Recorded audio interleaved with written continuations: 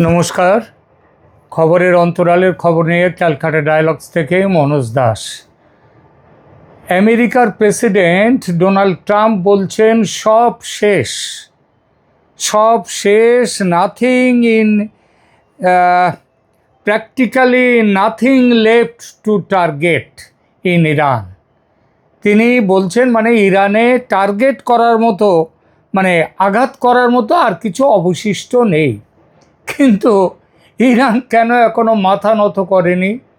ক্ষতিপূরণ ছাড়া যুদ্ধ থামবে না, উল্টে এরকম হুমকি দিচ্ছে ইরান। ট্রাম্পের ভাষণকে মাঠে মাঠে চ্যালেঞ্জ করছে Iran. Tel Aviv, Jerusalem, Haifa কাঁপছে, আমেরিকার ট্যাঙ্কারে আগুন। তবু ট্রাম্প বলছেন আমার জয় হয়ে গেছে, বলছেন ইরানে আঘাত করার মতো কিছুই আর বাকি নেই, নাথিং ইজ লেফট। তিনি চাইলে যে কোনো মুহূর্তে নাকি যুদ্ধ থামিয়ে দিতে পারেন আর থামিয়ে দেবেন, এইটা বলছেন। কিন্তু প্রশ্ন হচ্ছে, যদি সত্যিই সব শেষ হয়ে যায়, তাহলে সমুদ্রে তেলবাহী জাহাজে আমেরিকার, সেই জাহাজে হামলার রিপোর্ট কেন আসে? হাইফা আর জেরুজালেমের আকাশে কেন এখনো সাইরেন বাজে? আর ইরান কেন উল্টো বলে যে যুদ্ধ শুরু করেছে আমেরিকা ইসরায়েল, কিন্তু শেষের ভাষা লিখবে তেহরান? কেন? প্রিয় দর্শক, 28শে ফেব্রুয়ারি তেহরানে আঘাত শুরুর দিন থেকেই আমি যত প্রতিবেদন করেছি, বেশ কয়েকটি প্রতিবেদন করেছি, সেখানে বলেছি এ লড়াই যত সহজে ফতে করা যাবে ভেবেছিল আমেরিকা, তত সহজ হবে না। এমনকি এটাও আমি বলেছি, ইরান হবে নতুন ভিয়েতনাম কিংবা নতুন আফগানিস্তান, এটাও বলেছি। যুদ্ধ দীর্ঘস্থায়ী হলে লেজ গুটিয়ে পালাতে হবে আমেরিকাকে। যেখানে পৃথিবীর সর্বত্র যেখানেই দীর্ঘস্থায়ী যুদ্ধ হয়েছে, আমেরিকাকে পালাতে হয়েছে। আজ যুদ্ধের 14 দিন পর কিভাবে আমার সে কথা সত্যি হতে চলেছে বলবো সেই কথা। দেখব ট্রাম্পের এইসব বুকনির ফানুস কিংবা মিথ্যের মুখোশ কিভাবে খুলছে। এই ভিডিওতে আমরা সেই মুখোশটাই খুলে দেখব, কে প্রচার করছে আর কে প্রতিরোধ করছে। একটা কথা শুরুতেই পরিষ্কার করে নেওয়ার দরকার, নিরপেক্ষ দৃষ্টিকোণ থেকে অবশ্যই বলতে হয় সামরিকভাবে যুক্তরাষ্ট্র ইসরায়েল শক্তিশালী, এটা সত্য। কিন্তু রাজনৈতিকভাবে তারা এখনো এমন কোনো চূড়ান্ত ছবি দাঁড় করাতে পারেনি যেখানে বলা যাবে ইরান ভেঙে পড়েছে। বরং এখন যা দেখা যাচ্ছে তা হলো ইরান প্রচণ্ড চাপের মুখেও মাথা নিচু করেনি, নতজানু হয়নি, এবং সেটাই ট্রাম্পের সব শেষ বয়ানকে সবচেয়ে বেশি অস্বস্তিতে ফেলছে। দেখুন, ট্রাম্পের বক্তব্যের ভেতরে বড় ফাঁক আছে।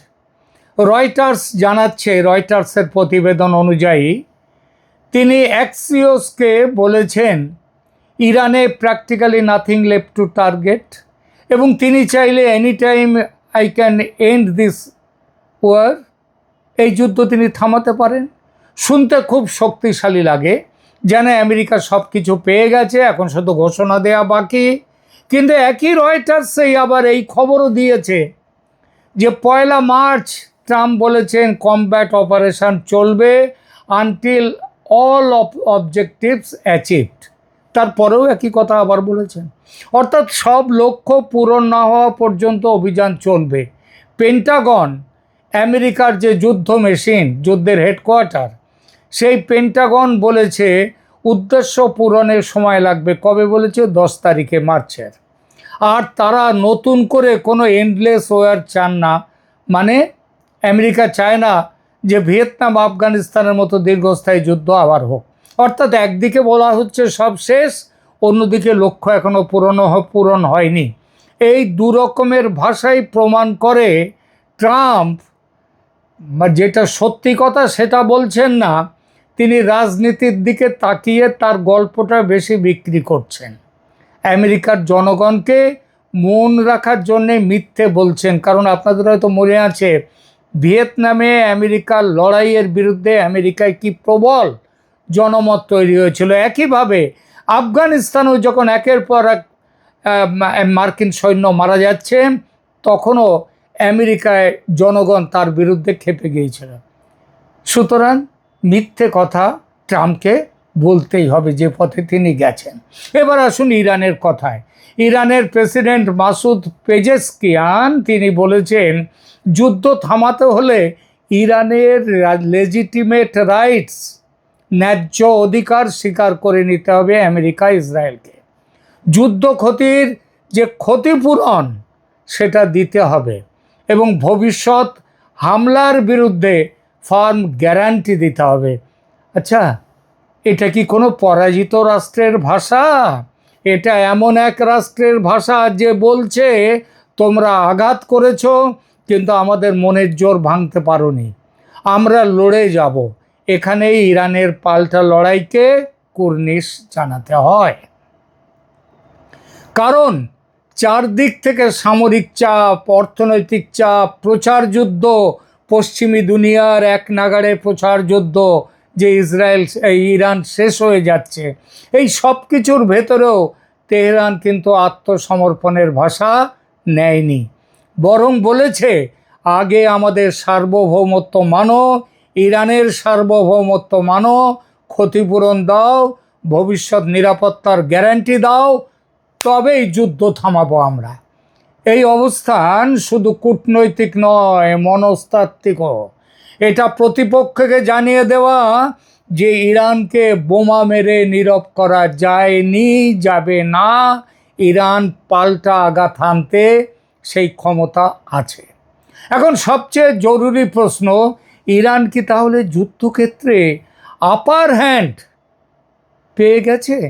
এর উত্তরে বলতে হয়, নির্ণায়কভাবে যাকে আপার হ্যান্ড বলে তা এখনও ইরান পায়নি হয়তো, তবে ইরান এখনও তাদের ক্ষমতা ধরে রেখেছে। অর্থাৎ সে আমেরিকা ইসরায়েলকে সহজ পরিষ্কার ভাষায় বিজয় পেতে দিচ্ছে না। এটাই আজকের যুদ্ধের মূল বাস্তবতা। আধুনিক যুদ্ধে শুধু বড় বড় বাড়ি, বিল্ডিং ধ্বংস করে দেয়া হলো, বড় বড় ভবন উড়িয়ে দেয়া হলো, সেটা দিলেই জয় হয় না। শত্রুর মিসাইল নেটওয়ার্ক, ড্রোন সক্ষমতা, সমুদ্রপথে ঝুঁকি তৈরি করার ক্ষমতা আর রাজনৈতিক ইচ্ছা শক্তি সবচেয়ে বড়, সেটা যদি টিকে থাকে তাহলে যুদ্ধ লম্বা হয়, লম্বা হবে, ব্যয় বাড়ে, ব্যয় বাড়বে, আর দ্রুত বিজয়ের গল্প ভেঙে পড়বে। ঠিক এই জায়গাতে ইরান দেখাচ্ছে মেরুদণ্ড ভাঙার দাবি আর বাস্তবতার মাঝে বড় ব্যবধান আছে, বড় ফারাক। গত পরশু 12ই মার্চ ইরাকের আকাশে আমেরিকার দুটো রিফুয়েলিং এয়ারক্রাফট বা আকাশে অন্য বিমানে জ্বালানি ভরার কাজ করে যে বিমান, সেই বিমানে মিসাইলে আক্রমণ করেছে ইসরায়েল। কবে? গতকাল 12 তারিখে মার্চে। একটা বিমান পুরো ধ্বংস হয়ে গেছে। আল জাজিরার খবর অনুযায়ী 8 জন নিহত, কিন্তু পেন্টাগন বলছে 1 জন মারা গেছে। পেন্টাগন স্বীকার করেছে বিমান ধ্বংসের কথা, তবে বলেছে এটা নাকি নিজেদের মধ্যে ভুল বোঝাবুঝি। যেমন এর আগেও বাহরিনে এইরকম 3খানা বিমান ধ্বংস হয়েছিল, তাতে বলেছিল এটা ভুল করে ওরা মেরে ফেলেছে, ভেবেছিল ইসরায়েলের বিমান। কি হাস্যকর যুক্তি এটা, ভাবুন। আর সমুদ্র ফ্রন্টে যা দেখাচ্ছে ইরান, তাও খুব গুরুত্বপূর্ণ। US owned crude oil tanker Safe Sea Vishnu, এই হামলাতে বাস্তব রিপোর্ট এসেছে। এনডিটিভির প্রতিবেদনে বলা হয়েছে এই জাহাজটি দাউ দাউ করে জ্বলছে, তেলের জাহাজ আমেরিকার। এই ঘটনায় এক ভারতীয় নাবিক তিনিও নিহত হয়েছেন। তবে এরা কি বলছে, ইরানের বলছে, ইরান বলছে আন্ডার ওয়াটার ড্রোন তারা গিয়ে আঘাত করেছে। আর আন্তর্জাতিক দুনিয়া, পশ্চিমী দুনিয়ায় আমেরিকার ঝাল খেয়ে বলছে drone boat, under water drone নয়, এটা একটা নেভাল ড্রোন বা দুটো ড্রোন তারা হিট করেছে এবং জাহাজটা নাকি ধ্বংস হয়নি, তবে আগুনে দাউ দাউ জ্বলছে, অ্যাব্লেজিং। বুঝতে পারছেন? হামলা সত্যি, কিন্তু হামলার প্রযুক্তিগত বিবরণ নিয়ে ধোঁয়াশা। মুদ্রা কথা কি জানেন? ইরানি ড্রোন জলের তলা দিয়ে হোক বা জলের ওপর দিয়ে হোক, আমেরিকার তৈলবাহী জাহাজ সেপসি বিষ্ণুকে গিয়ে আঘাত করেছে। সেই আঘাতে দাউ দাউ করে জ্বলছে জাহাজ। তৈলবাহী জাহাজে গিয়ে বিস্ফোরণ ঘটিয়েছে কে? ইরান ঘটিয়েছে। সেই বিস্ফোরণে মার্কিন জাহাজ শেষ। ইরানের দাবি মিথ্যে নেই। ইরান যে বলেছে তারা আন্ডার ওয়াটার ড্রোন পাঠিয়েছে, এটা খুব বড় কি বলবো টেকনিক্যাল এবং সায়েন্টিফিক কৌশল। এটা কিভাবে পেয়েছে ইরান, তাহলে সেটাও বলি। শাহিন ড্রোন, ইউক্রেনের যুদ্ধের সময় রাশিয়াকে শাহিন ড্রোন দিয়েছিল ইরান, আর সেই যুদ্ধের সেই শাহিন ড্রোনের বদলে রাশিয়া ইউক্রেনকে দিয়েছিল আন্ডার ওয়াটার ড্রোন বেশ কয়েকটি, এবং সেই আন্ডার ওয়াটার ড্রোনের একটি দিয়েই বিস্ফোরণ ঘটিয়েছে ইরান। আর আমেরিকা এইটা নিয়ে, পশ্চিমী দুনিয়া এইটা নিয়ে ধোঁয়াশা তৈরি করছে।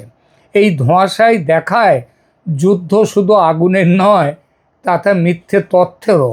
তবু একটা বিষয় স্পষ্ট, সমুদ্রপথকে ঝুঁকির মুখে ফেলে ইরান পুরো অঞ্চলের, ওই হরমুজ প্রণালীকে, পুরো অঞ্চলের অর্থনৈতিক স্নায়ুতে চাপ তৈরি করতে পেরেছে। শুধু অঞ্চল বলবো কেন, সারা পৃথিবীতে চাপ তৈরি হয়েছে। ইউরোপের গ্যাসের সমস্যা এসে গেছে। এবার আসি ইসরায়েল ফ্রন্টের। ইসরায়েল কি? রয়টার্সের ছবির বর্ণনায় হাইফার দিক থেকে সমুদ্রে বিস্ফোরণের দৃশ্য দেখা গেছে, যা ইরান থেকে ছোড়া মিসাইলের হামলা। আর একটা রয়টার্স ফটো রিপোর্টে দেখানো হয়েছে জেরুজালেমে ইরানি মিসাইল আঘাতের পর জরুরি সেবাকর্মীরা কাজ করছে। এর মানে খুব পরিষ্কার, ইরান শুধু টিকে নেই, খুব ভালোভাবে টিকে আছে এবং পাল্টা ব্যথাও দিতে পারছে। হাইফা, তেল আবিব, জেরুজালেম, এই নামগুলো শুধু ভূগোল নয়, এগুলো ইসরায়েলি নিরাপত্তা ছবির প্রতীক। আর সেই প্রতীকে ফাটল ধরাতে পারাটাই ইরানের প্রতিরোধের রাজনৈতিক শক্তি। এখন পুরো ছবিটা একসঙ্গে রাখুন। ট্রাম্প বলছেন কিছুই আর বাকি নেই ইরানে যেখানে আঘাত করা যায়, কিন্তু তার প্রশাসনে আবার বলছে লক্ষ্য পূরণ করতে সময় লাগবে। ইসরায়েল বলছে তারা দীর্ঘস্থায়ী যুদ্ধ চায় না, এন্ডলেস ওয়ার চায় না, কিন্তু একই সঙ্গে বলছে যুদ্ধ শেষ হবে যখন তারা আর আমেরিকা ঠিক করবে এবার যুদ্ধ শেষ। অন্যদিকে ইরান বলছে যুদ্ধবিরতি ভিক্ষে নয়, আগে অধিকার, আগে ক্ষতিপূরণ, আগে গ্যারান্টি। তিনটের শর্ত দিয়েছে তারা। ক্ষতিপূরণ দিতে হবে, তাদের অধিকার, সার্বভৌমত্বের অধিকার, সেটা স্বীকার করতে হবে, এবং গ্যারান্টি দিতে হবে ভবিষ্যতে ইরানের ওপরে ইসরায়েল কোনো আক্রমণ করবে না, আমেরিকা কোনো আক্রমণ করবে না।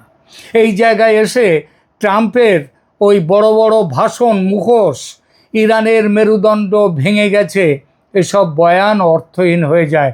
কারণ সত্যিই যদি মেরুদণ্ড ভেঙে যেত তাহলে ইরান শর্ত দিত না, শর্ত মেনে নিতে বাধ্য হতো, কিন্তু তারাই এখন শর্ত দিচ্ছে। সত্যি যদি শেষ হয়ে যেত সব, তাহলে ইসরায়েলের আকাশে আবারও ইরানি হামলার ছবি উঠতো না, সমুদ্রপথে আমেরিকার ট্যাঙ্কারে আগুন লাগতো না, আকাশে রিফুয়েলিং এয়ারক্রাফট ধ্বংস হতো না, আর যুদ্ধের সমাপ্তি নিয়ে ওয়াশিংটনকে বারবার ব্যাখ্যা দিতে হতো না, নতুন নতুন ব্যাখ্যা। তাই আজকের উপসংহার একটাই, ইরান হয়তো এখনও পূর্ণ বিজয়ে নেই, কিন্তু তাকে হাঁটু গেড়ে বসানো গেছে। এই দাবি মিথ্যে শুধু নয়, একেবারে ডাহা মিথ্যে। বরং দেখা যাচ্ছে প্রবল সামরিক আঘাতের মুখেও ইরান পাল্টা লড়ছে, শর্ত দিচ্ছে, ব্যয় বাড়াচ্ছে, আর প্রতিপক্ষকে সহজ বিজয়ের গল্প লিখতে দিচ্ছে না। বিশাল আর্থিক ক্ষতির মুখে পড়েছে আমেরিকা, ইসরায়েল, তার সঙ্গে ধুঁকতে শুরু করেছে পুরো আঞ্চলিক অর্থনীতি, বিশেষ করে ইউরোপ তার মধ্যে আবার এসে জুটে গেছে, তাদেরও নানা সমস্যা। আর সেই কারণেই বলা যায় এই যুদ্ধের সবচেয়ে বড় অস্বস্তি ট্রাম্পের জন্য এখানেই, ধ্বংস দেখানো গেছে কিন্তু দম ভাঙা দেখানো যায়নি ইরানের। ইরানের শর্ত মানতে আজ না হোক কাল বাধ্য হবে আমেরিকা, ইসরায়েল। ধন্যবাদ।